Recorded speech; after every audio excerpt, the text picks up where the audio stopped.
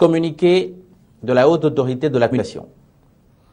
La Haute Autorité de la Communication réunie en séance plénière ce mardi 11 décembre 2018 dans la salle habituelle de son siège, 6 avenue de la Libération, a constaté une fois de plus les errements du discours politique de l'Union nationale. En effet, l'Union nationale 5 décembre 2018 publie un communiqué sur la page Facebook de M. François Ndoedou, communiqué relayé par la suite par certains.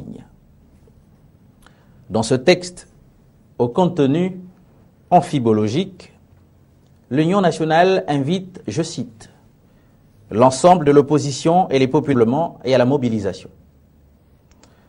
Elle appelle tout un chacun à la vigilance.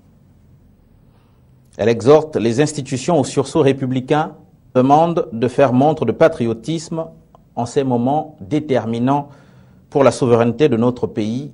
Fin de citation. De manière voilée, ce communiqué appelle le peuple gabonais à la mobilisation. On serait tenté de se demander face à quel ennemi. Mais celui-ci semble tout désigner. Il s'agirait du royaume du Maroc, qui selon lui ferait du Gabon un État vassal.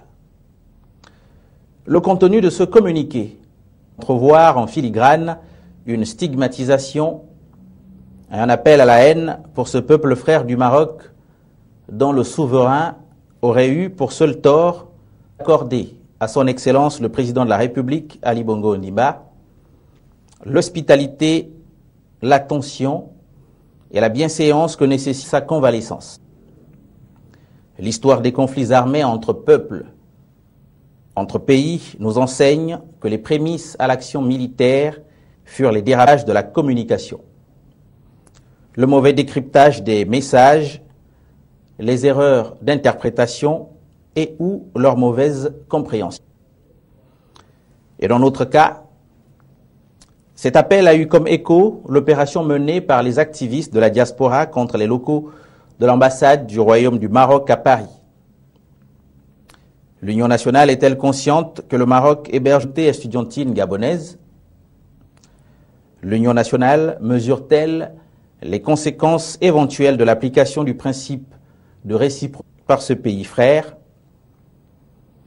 Aussi, en application des dispositions combinées des articles 41 et 48 de l'ordonnance numéro 000-000-10 RPR/2018 du 23 février 2010, qui la crée, la HAC fait-elle observer pour le fustiger à l'Union nationale que son appel à la mobilisation est susceptible d'être diversement compris et interprété,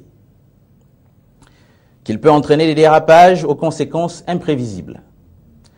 Le patriotisme et le nationalisme doivent être avant tout constructifs et positifs, et non néfastes et nuisibles à la nation. La HAC demande ainsi à l'Union nationale de prendre toute la mesure du contenu de ces communiqués.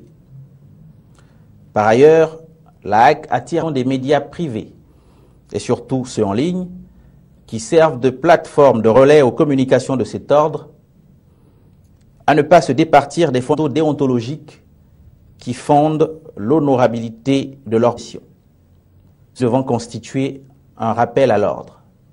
Fait le 12 décembre 2018, pour la Haute Autorité de la Communication, le président Raphaël Ntuntum Kogé.